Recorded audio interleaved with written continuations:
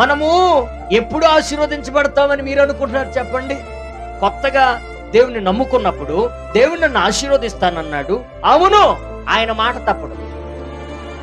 నిన్ను ఆశీర్వదించేది గ్యారంటీ, నిన్ను దీవించడం గ్యారంటీ. అయితే కొన్ని పరీక్షలను కూడా నువ్వు రాయాలి. నన్ను నీ ఆశీర్వాదం కింద ఎతికితే లేదు, నువ్వు పైన వాటి మీద ఆశ పెట్టుకో.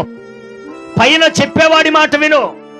కిందోలు ఆపుతారు, కిందోలు వద్దురా నాయన అంటారు, కిందోలు ఎన్నో రకాలుగా నిన్ను ఆపేస్తారు, ఎన్నో రకాల సలహాలు ఇస్తారు. కింద వారి మాట కాదు, పైన వారి మాట విన్నవాడు పైకొస్తాడు. నీ అవసరాలు చూడగలిగింది నీకు భార్యగా రావాలా?